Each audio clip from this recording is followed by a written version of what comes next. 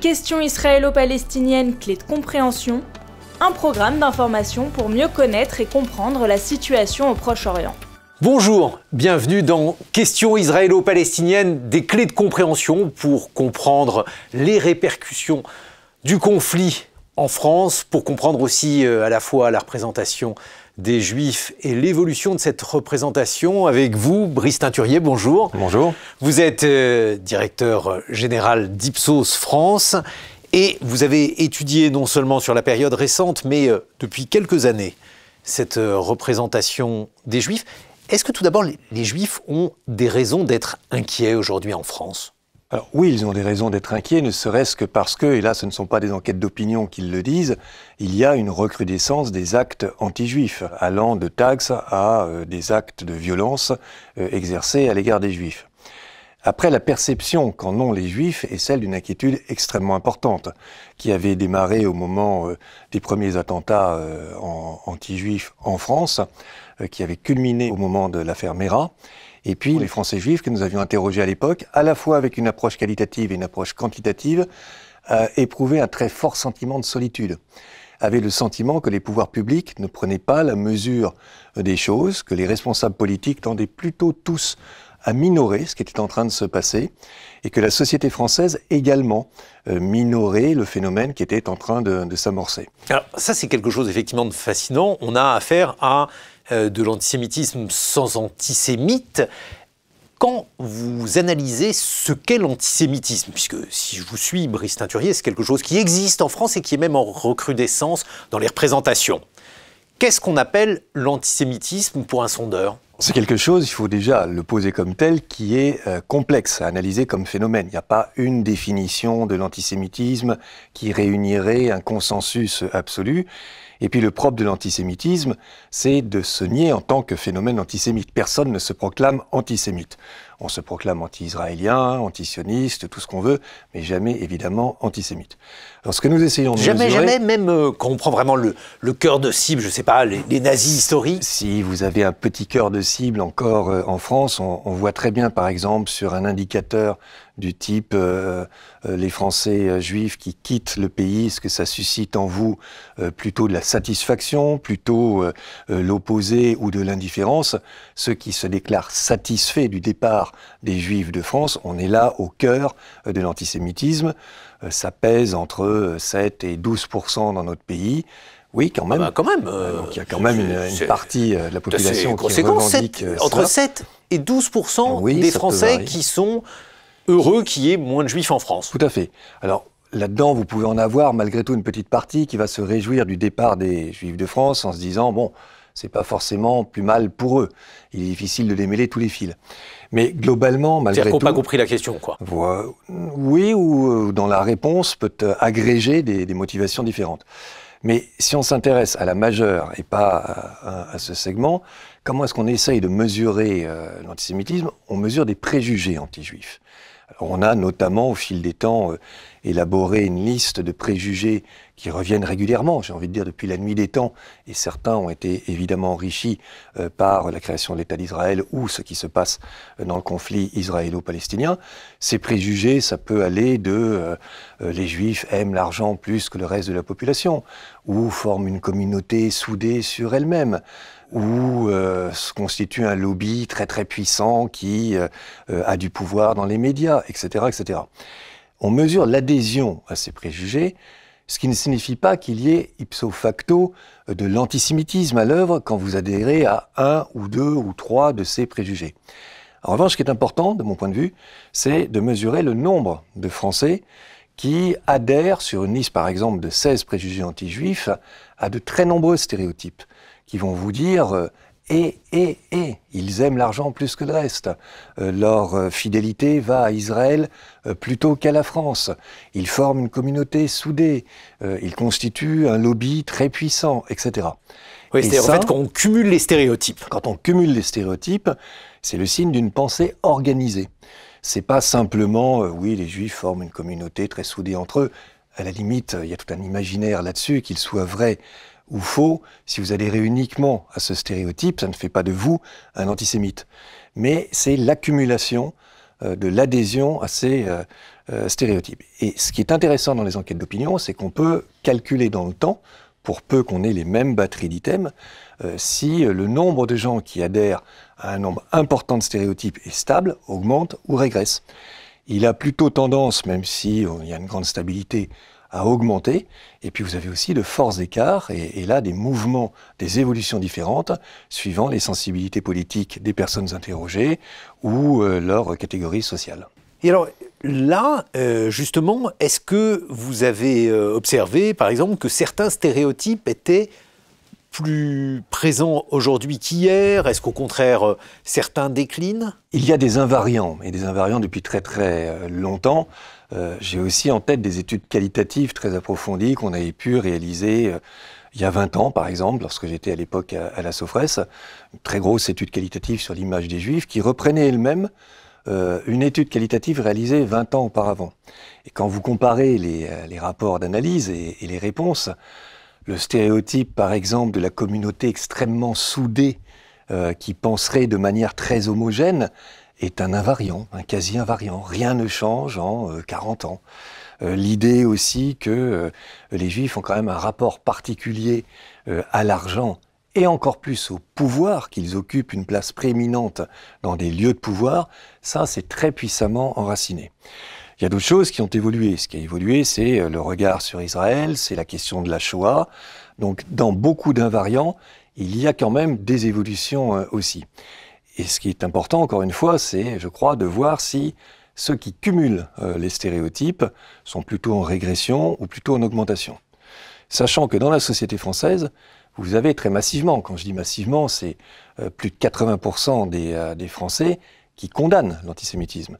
Mais on peut condamner l'antisémitisme tout en étant poreux à toute une série de stéréotypes. Et oui, parce qu'en fait, c'est ça l'une des ambiguïtés, c'est que pour plein de raisons évidentes, il est compliqué de se dire antisémite, alors qu'on peut effectivement abriter, voire nourrir des préjugés antisémites. Et c'est peut-être ça aussi qui pollue le débat public en France. Bien sûr, et puis vous avez la question aussi d'Israël qui vient complexifier encore plus la définition et le repérage d'attitudes antisémites qui peuvent parfois, et de plus en plus souvent même, se dissimuler derrière une critique de l'État d'Israël. La critique politique de l'État d'Israël, elle est totalement légitime. Elle ne fait pas de vous un antisémite, suivant que vous condamnez ou pas, je ne sais pas, le gouvernement actuel, ou la société ou l'État. Et les Français font la différence, justement, sur tous ces différents niveaux. Quand vous posez des questions sur l'image de la société israélienne, l'image du gouvernement israélien, vous n'avez pas les mêmes réponses. Donc on peut critiquer, bien évidemment, l'État d'Israël ou le gouvernement israélien sans être un antisémite.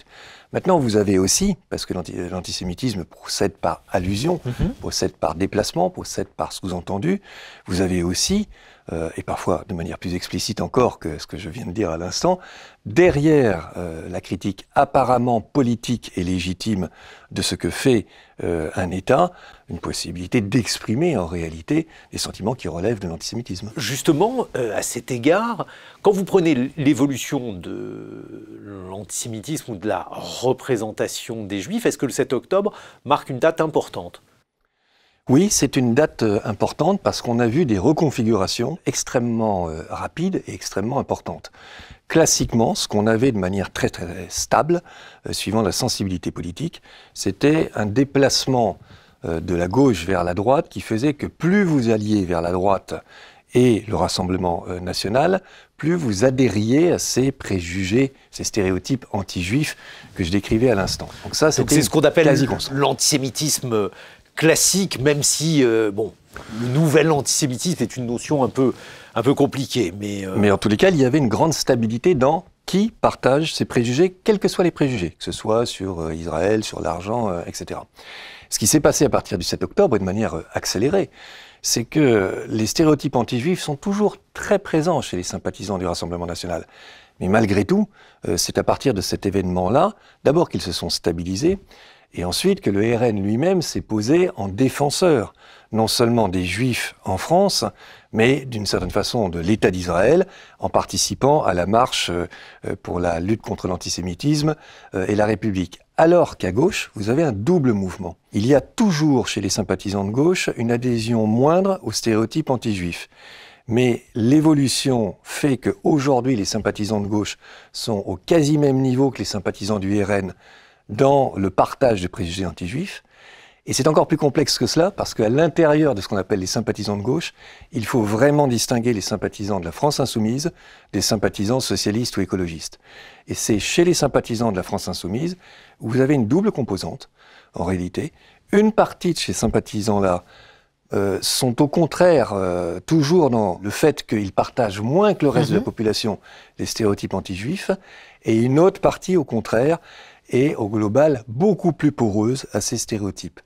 Donc vous voyez, chez les sympathisants de la France insoumise, il y a deux segments. Un segment qui vient de l'héritage ancien des sympathisants de gauche qui ont toujours été résistants aux stéréotypes anti-juifs, puis un autre segment qui, lui, au contraire, adhère à beaucoup de ces stéréotypes, ce qui fait que la moyenne des sympathisants de la France insoumise a beaucoup augmenté sur l'adhésion aux stéréotypes anti-juifs, que ça a fait aussi augmenter le total gauche, mais il faut savoir distinguer, et que maintenant on est à un niveau équivalent au RN. Donc il y a eu un renversement depuis le 7 octobre. Mais alors, parlons du Rassemblement national, parce que ça c'est quand même étonnant.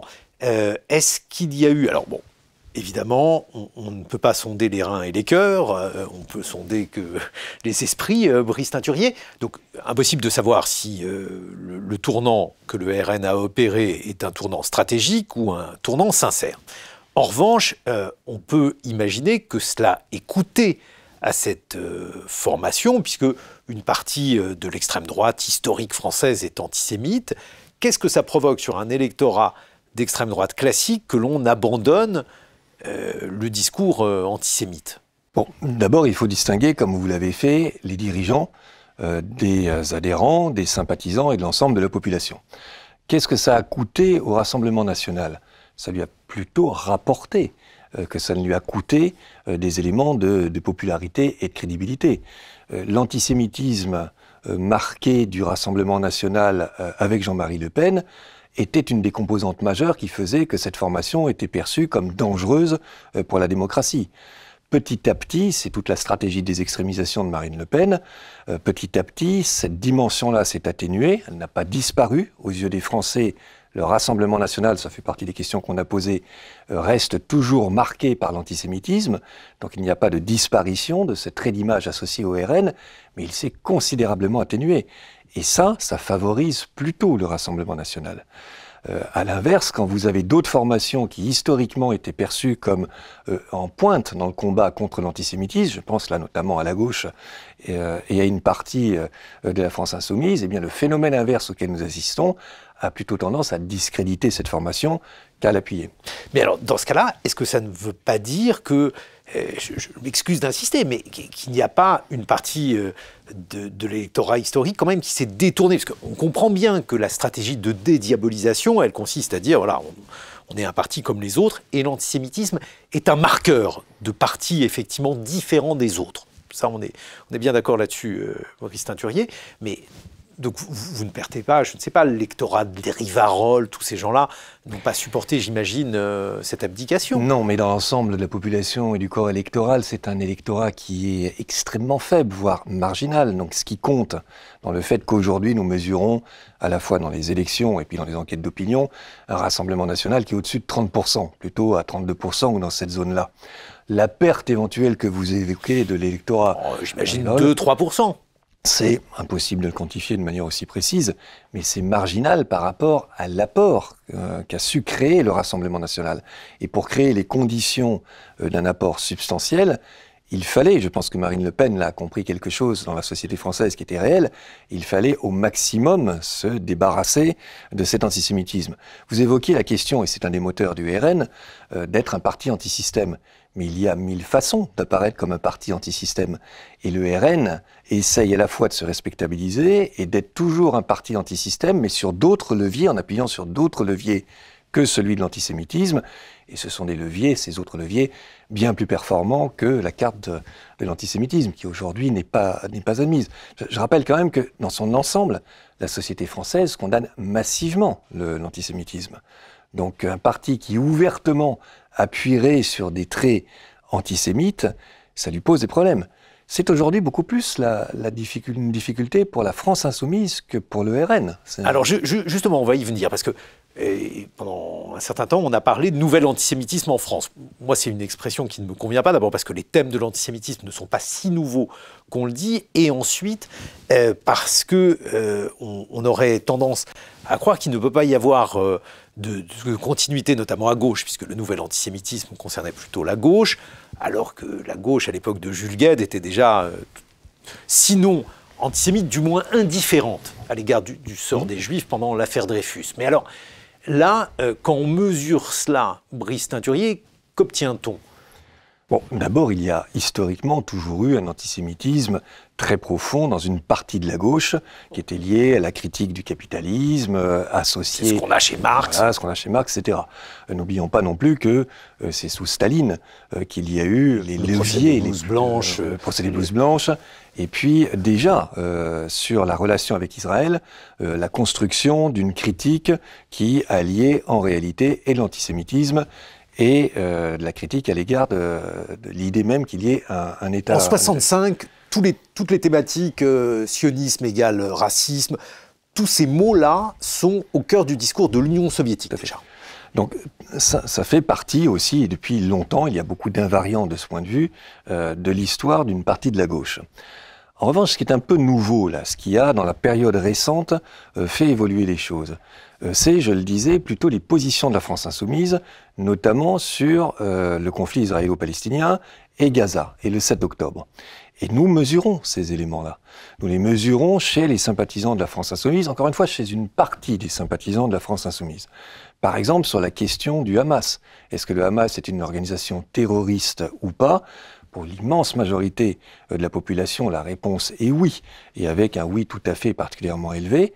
C'est beaucoup plus minoré chez les sympathisants de la France insoumise. Vous avez comme ça toute une série d'indicateurs qui nous montrent, et c'est récent, c'est une évolution relativement récente, qui épouse globalement la stratégie de la France insoumise et ses prises de position sur ce conflit. Vous avez, chez les sympathisants donc, de la France insoumise, une minoration de la question de l'antisémitisme. Quand vous demandez est-ce que l'antisémitisme est un phénomène important en France, les sympathisants de la France insoumise sont à 15-20 points en dessous du reste de la population dans la réponse oui. Quand vous demandez est-ce que l'antisémitisme augmente, même chose. Et là, ce que certains des dirigeants de la France insoumise disent, par exemple, minorer le phénomène ou dire que l'antisémitisme est un phénomène résiduel, ça a des effets, comme dans toute formation politique, auprès de vos propres sympathisants. Donc on mesure, je ne sais pas s'il faut dire un décrochage, mais en tous les cas, un décalage de plus en plus fort entre, y compris au sein même de la gauche, les sympathisants de la France insoumise et les autres, et puis avec le reste de la population. Ça, c'est une évolution qui est une évolution assez récente, mais qui est une évolution majeure. Ça veut dire que la manipulation de codes antisémites, puisqu'on ne peut pas savoir, et puis ce serait de toute façon évidemment impossible, de qualifier un parti de parti antisémite, sauf s'il mettait au cœur de son discours l'antisémitisme, ce qui n'est évidemment pas le cas dans l'échiquier politique français, puisque de toute façon une telle formation serait ipso facto interdite. Mais alors, Brice Teinturier, est-ce que l'on peut expliquer autrement les différentes polémiques? Il y en a eu une quantité infinie, c'est pas la peine d'essayer de les rappeler. Ces polémiques qui jalonnent le rapport de la France insoumise à la question israélo-palestinienne en général et aux Juifs en particulier. Moi, je ne suis pas dans la tête des dirigeants ou des responsables de la France insoumise, donc je me garderai bien de vous dire oui, il y a une intention, etc. Ce que je peux mesurer, c'est ce qu'un certain nombre de déclarations produisent dans l'opinion, ou ce qu'elles signifient ou comment on peut les interpréter. Pour aller sur ce que vous pointez là, la question de l'utilisation du terme de génocide, par exemple, n'est pas une question neutre. Un génocide, ça relève d'une définition qui est assez précise. On peut, me semble-t-il, parler de crimes de guerre, de crimes contre l'humanité dans ce qui a été la réaction d'Israël aux attentats du 7 octobre. Utiliser et répéter le mot génocide crée d'autres effets. D'abord, c'est contestable en droit. Ça revient à nier, ou plutôt à affirmer qu'il y a une intention délibérée et massive et organisée de destruction d'une population. Il peut y avoir, et ça semble avéré évidemment, des déplacements forcés de population qui relèvent des crimes de guerre et qui se rapprochent de la définition du génocide. Mais on n'a pas encore, en droit international, cette définition. utiliser ce terme n'est pas neutre. Le répéter dans le débat public n'est pas neutre. Alors c'est pas très nouveau non plus. Je crois que c'est Pierre-André Taguieff qui, déjà dans les années 80, dans les cahiers de Bernard Lazare, avait repéré le chiasme qui s'opérait dans une partie de l'extrême gauche sur les Palestiniens d'aujourd'hui sont les Juifs d'hier. Si vous faites ce type d'analogie, il faut bien qu'il y ait des nazis d'aujourd'hui par rapport aux nazis d'hier. Et donc en implicite, c'était dans les années 80 les Israéliens. La grande différence, je crois, c'est qu'on est passé de quelque chose qui était implicite et non dit, on laissait la personne poursuivre le raisonnement du chiasme, à quelque chose de plus en plus explicite. Donc oui, il y a des évolutions sémantiques, il y a des évolutions dans le débat, dans les prises de position, qui font qu'il est très difficile de distinguer parfois ce qui relève, encore une fois, d'une critique légitime de la politique de l'État d'Israël, et ce qui revient à manipuler des concepts qui ont des conséquences dans le débat public. Moi, je ne sais pas, encore une fois, si ces dirigeants sont antisémites ou pas, ce n'est pas mon sujet. Je sais en revanche que l'utilisation de ces termes provoque des effets dans la construction des représentations et des stéréotypes anti-juifs. Il a beaucoup été dit que tout cela était une stratégie pour conquérir un électorat musulman qui est présumé pour une partie de celui-ci avoir la cause palestinienne au cœur, avec des représentations qui peuvent être des représentations stéréotypées d'Israël ou des Juifs, pas en totalité bien sûr, mais il y aurait donc une sorte de conquête de milieux musulmans et parfois même de milieux musulmans radicaux. Qu'est-ce que l'on sait, je veux dire, lorsqu'on est sondeur, sur ces questions-là? Eh bien, ce que l'on sait, c'est que si vous mesurez ces stéréotypes anti-juifs dont je vous parlais tout à l'heure, dans l'ensemble de la population, et que vous regardez quelle est leur pénétration chez les Français qui se déclarent musulmans, eh bien vous avez une différence de niveau, et qu'ils sont bien plus partagés par les Français musulmans que par le reste de la population. Nous avions fait cette enquête il y a déjà plusieurs années avec Dominique Schnapper et à Ipsos, et beaucoup de gens avaient nié, s'étaient offusqués d'une telle enquête, avaient nié ce phénomène. Les historiens savent bien que les relations entre les populations juives et arabes au cours des siècles passés n'ont jamais été l'espèce d'idéal qu'on nous décrit parfois, de relations harmonieuses, pacifiées, etc. Il y a eu des tensions, il y a eu des pogroms bien avant la création de l'État d'Israël. Et la pénétration de ces stéréotypes en portait la marque.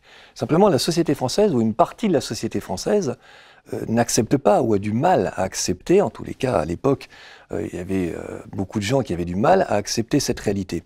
Donc pour répondre à votre question, deux effets. Oui, ces stéréotypes sont davantage partagés dans la population française musulmane, et ça a mis du temps avant d'être considéré comme une réalité dans la population française.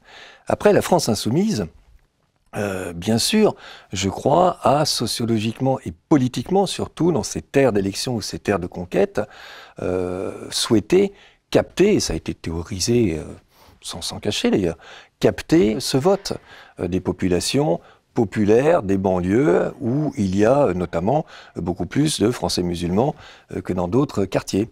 Et donc ces thèmes-là résonnent dans cette population. Une fois que vous avez dit ça et que vous regardez comment le comportement électoral de toutes ces catégories, il faut aussi être prudent. Les Français musulmans ne se définissent pas prioritairement par rapport à une de ces caractéristiques, là pour le coup, leur religion. Ce sont des populations plus précaires. Quand vous regardez leurs préoccupations, elles sont plus marquées par les questions d'emploi, de pouvoir d'achat, etc., que dans le reste de la population. Ce sont des populations aussi qui votent moins, qui sont plus volontiers abstentionnisme. Leur tropisme qui fait que ceux qui vont voter votent plutôt pour un candidat de gauche, il ne date pas d'hier et de la France insoumise. Il était déjà mesurable et mesuré il y a 10 ans, 15 ans, dans les années 2000. Simplement, la France insoumise a pris cette question du conflit israélo-palestinien et en a fait un objet politique, un objet de controverse et aussi un objet de rapprochement de ces populations, d'une partie de ces populations. Et alors, pour reprendre votre argumentaire de tout à l'heure, est-ce que ça coûte à la France insoumise, puisque donc on sait très bien que c'est un glacis, c'est vraiment ce qui rendait, et à mon avis c'était délibéré chez Le Pen, chez Jean-Marie Le Pen, c'est ce qui le rendait infréquentable. Est-ce que cela pourrait conduire aux mêmes effets pour la France insoumise ? Ah mais ça me paraît difficilement contestable. Quand vous regardez les enquêtes d'opinion, le phénomène, il y a un double phénomène que vous pouvez mesurer. Le premier, c'est que ça permet de solidifier une base, effectivement, autour de ces thèmes-là, c'est-à-dire que les sympathisants de la France insoumise dénient extrêmement fortement l'idée qu'ils relativiseraient l'antisémitisme ou qu'il y aurait des propos de nature antisémite chez leurs dirigeants. Donc vous construisez un noyau ou une base qui est polarisée, radicalisée, qui vous suit, qui vous est très fidèle. En revanche, ça crée un autre effet qu'on mesure parfaitement. C'est un effet extrêmement repoussoir. Aujourd'hui, la France insoumise est non seulement dans des proportions en termes de niveau, mais aussi en évolution par rapport au RN, perçue comme une formation beaucoup plus dangereuse pour la démocratie, majoritairement dangereuse pour la démocratie, et beaucoup plus que le RN, qui attiserait la violence, là aussi dans des proportions massives et supérieures à celles du RN. L'impopularité de Jean-Luc Mélenchon est devenue extrêmement élevée. Il est perçu comme était perçu Jean-Marie Le Pen dans les années 80-90. Donc c'est une stratégie que moi je crois très peu payante dans l'opinion, parce qu'elle vous permet certes de fidéliser un socle, mais elle bloque tout élargissement possible. Alors, peut-être que ce que l'on pourrait se dire, c'est la centralité de la thématique antisioniste dans la France insoumise vient peut-être du fait qu'Israël est un pays extrêmement impopulaire en France. Qu'en est-il aujourd'hui dans les études d'opinion, Brice Teinturier? C'est pas un pays extrêmement impopulaire, mais la popularité d'Israël a d'abord baissé avec le conflit israélo-palestinien et ce qui s'est passé évidemment à Gaza. On est à des niveaux qui sont aux alentours de 50%, en tous les cas moindres que pour la plupart des autres pays dont vous mesurez le degré de sympathie. Une fois qu'on a dit ça, il faut aussi distinguer les niveaux de popularité à l'égard du pays, de la société, les Israéliens. Est-ce qu'on parle du pays d'Israël? Est-ce qu'on parle des Israéliens? Ou est-ce qu'on parle du gouvernement? Et là, les Français distinguent énormément. Quand vous les interrogez sur Israël, vous avez une sympathie qui reste marquée, qui reste très importante. Quand vous parlez du gouvernement israélien, vous avez une antipathie, une impopularité en France de ce gouvernement, et Benyamin Netanyahou en particulier, qui est extrêmement élevée. Et alors, si on pose la question sur, je ne sais pas, les Palestiniens, les Gazaouis, est-ce qu'on a des éléments de réponse? Oui, bien sûr. Dans nos enquêtes, vous savez, on essaie quand même d'être équilibré et de symétriser les questions. C'est une bonne maison, vous mesurez différentes choses. Oui, mais on essaie de mesurer pour pouvoir porter un diagnostic. Alors, qui ne déforme pas la réalité. Les Français renvoient dos à dos les Palestiniens et le Hamas d'une part, Israël et le gouvernement de Netanyahou d'autre part, dans la responsabilité des événements. Vous avez une majorité qui considère que la responsabilité incombe aux deux. Après, vous avez un petit différentiel qui penche plutôt en sympathie, en faveur quand même, et en termes de responsabilité perçue d'Israël, que du Hamas. Le Hamas est très contesté et considéré comme une organisation qui non seulement est une organisation terroriste, mais qui dessert la cause palestinienne. Simplement, c'était beaucoup plus marqué, la sympathie était beaucoup plus marquée à l'égard d'Israël. Elle a baissé. Et vous avez ce sentiment qu'il y a là une situation inextricable où aujourd'hui Israël a perdu plus peut-être d'éléments de légitimité qu'elle avait que le Hamas, parce que les Israéliens et l'État d'Israël étaient perçus comme un État démocratique, un État où vous avez une société qui peut exprimer des oppositions, un État où il y a une presse qui reste une presse libre, et les Français considèrent que ce n'est pas du tout la même chose dans ce qu'ils peuvent observer et juger, eh bien, du côté du Hamas ou des Palestiniens. Donc ça a créé quand même une proximité plus grande à l'égard d'Israël. Merci beaucoup, Brice Teinturier, directeur général délégué d'Ipsos France. À bientôt sur les questions israélo-palestiniennes et les clés de compréhension.